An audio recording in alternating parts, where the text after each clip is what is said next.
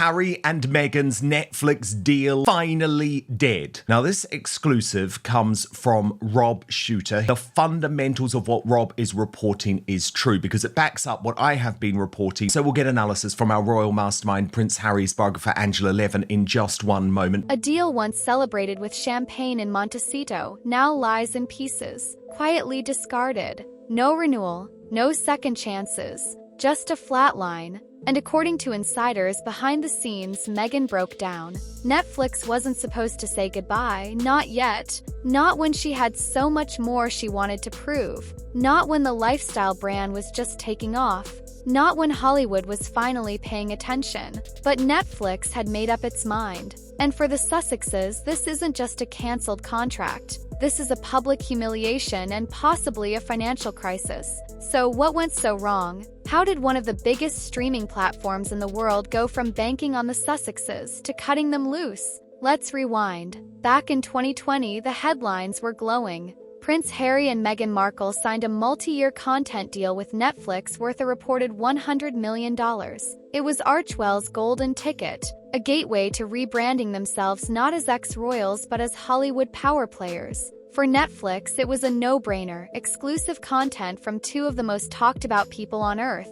And for Meghan, it was a comeback plan wrapped in prestige and production budgets. The initial buzz was electric. The Harry and Meghan docuseries became Netflix's biggest documentary debut ever. Viewership numbers broke records, and for a brief moment, the gamble looked like it would pay off.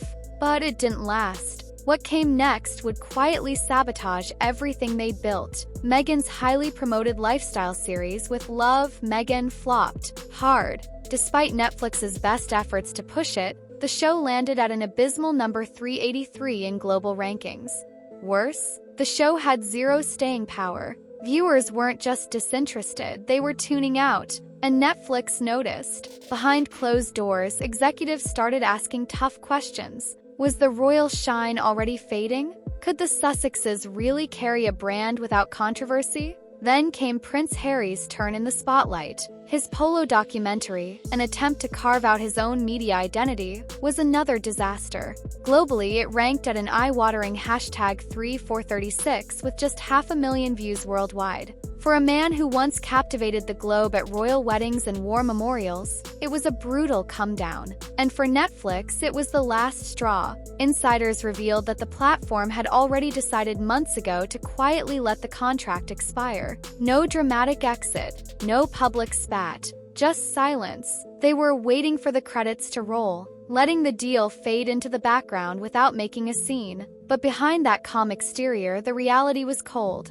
Netflix was done playing royalty, and Meghan? Sources say she wasn't just disappointed, she was stunned. This wasn't how the story was supposed to end. The lifestyle empire, the cultural influence, the streaming legacy gone, all in silence. According to those close to the production, Meghan believed she still had one more shot. Netflix had hinted at a second season of With Love, Meghan. But that promise, it turns out, was hollow. The footage for Season 2 had already been filmed during Season 1. It was a cost-saving move. There was never a renewal in the works. No future episodes. Just reruns of what already existed. Meghan reportedly felt blindsided. And Harry? His reaction was far less controlled. He wasn't prepared for another public failure. The Spotify deal was already dead. Now Netflix too? He had banked on the docuseries to carry their brand through the storm. Instead, he was left with nothing but tabloid headlines and mounting pressure.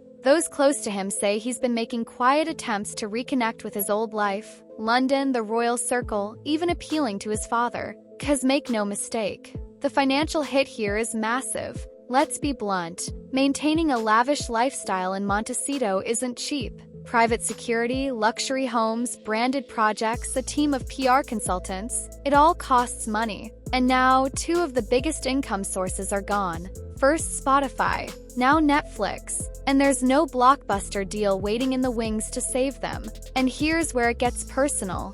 King Charles, has already voiced concerns about Harry coming back to the palace, hand outstretched. He's reportedly told aides he dreads the idea, that if Harry returns asking for more financial support, it will be a disaster for the monarchy. That was always his nightmare. that the Netflix deal would fail and Harry would come running back. Well, that nightmare just became real. And now there's talk, rumors, whispers that Meghan's pivot to her lifestyle brand American Riviera Orchard may have actually contributed to the breakdown. Multiple insiders say Netflix executives were frustrated that she seemed more focused on promoting Gem and Roses than creating content. That while they were waiting on scripts and production meetings, Meghan was flying to photo ops, launching preserves, and taking glam shots in floral dresses. Netflix wanted storytelling. Meghan wanted to become the next Goop. And that's where the divide became irreparable.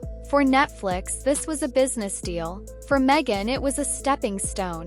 And when the numbers didn't justify the effort, they walked. Still, not everyone at Netflix wanted to slam the door. One surprising ally remains, co-CEO Ted Sarandos. He's been quoted as saying Meghan is underestimated and still has influence. He's even defended her publicly, an unusual move for an executive. But even with Ted's support, it wasn't enough to rescue the deal. Word is, he might offer her a vanity project in the future, something small, symbolic. But the era of $100 million exclusive deals? That's over. Which brings us to the emotional fallout.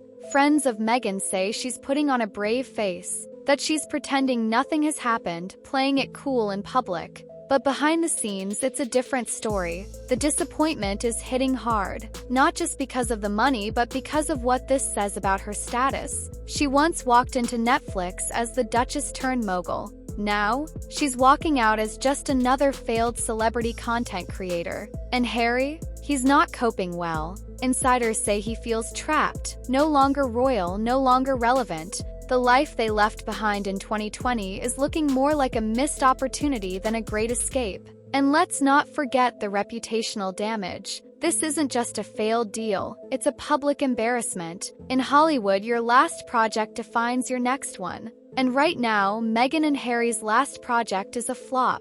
As expected, the Sussex PR machine is trying to spin this as a natural ending to a successful collaboration. But make no mistake, this wasn't mutual. Netflix left, not with a bang but with a whisper. And now the questions come fast. Where do they go from here? Will Meghan double down on American Riviera Orchard and turn herself into a full-time influencer? Will Harry finally return to the UK, tail between his legs, hoping for some royal rehabilitation?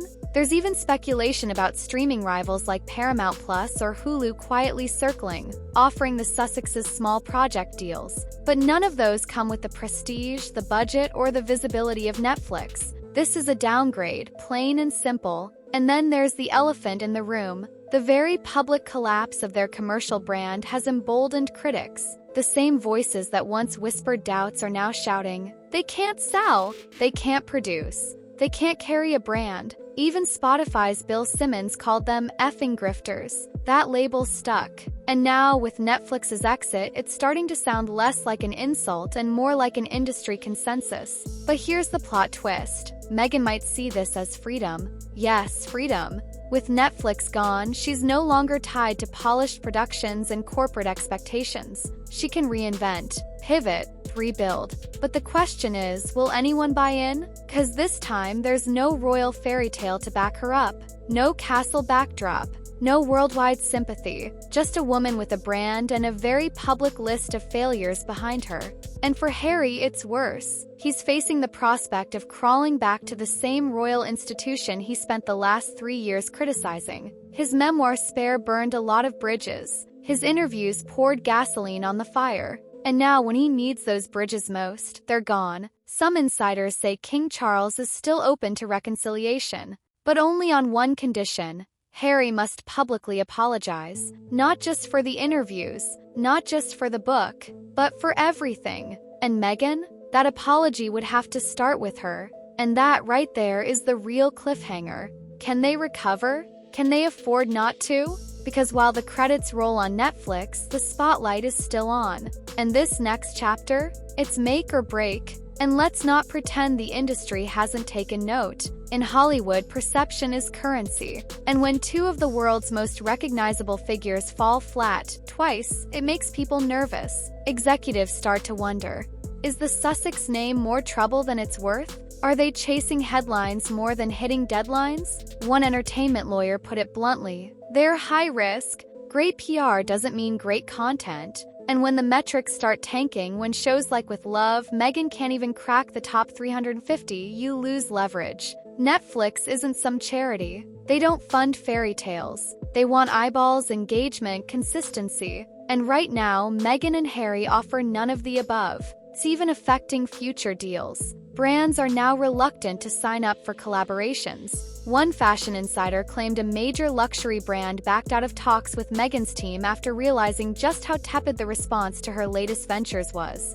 In private, they called the partnership a soft investment with loud problems. And let's not ignore the internal tension this failure is likely brewing between Meghan and Harry. Think about it, this Netflix deal was their joint empire. Meghan had her vision, Harry had his documentaries, but their visions never truly aligned. Meghan leaned toward glamour, aspiration, lifestyle branding. Harry wanted substance, veterans issues, his Invictus platform. And when neither strategy worked, who took the fall? Some sources claim Meghan blames Harry for not pulling his weight creatively. Others say Harry resents being pulled into a world of influencers and jam jars when he wanted to make a difference. Whatever the truth is, this failure isn't just professional, it's personal. And looming over all of it is King Charles. Behind palace doors, he's been bracing for this. Ever since the deal was announced, insiders say he feared it would crash and burn. Not because he didn't want his son to succeed, but because he knew the pressure.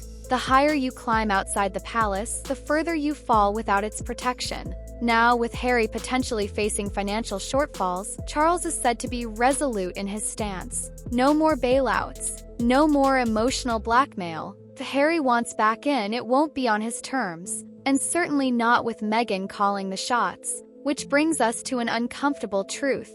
The monarchy might not want him back at all. Behind the formal smiles, the relationship is fractured. William is still furious over Spare. Catherine was reportedly heartbroken by the jabs in the book. And courtiers? They've kept receipts. All the media briefings, the snubs, the accusations, they haven't been forgotten or forgiven. A return would mean groveling, and not just behind closed doors. A real, public apology. A full retreat from the narrative Harry has spent the last 3 years building. And Meghan? Her role in any reconciliation is even more complex. Within royal circles, she's seen as the architect of the storm. The one who pulled Harry westward. The one who took a prince and made him a podcasting protagonist. To bring her back into the royal fold would be unthinkable to some.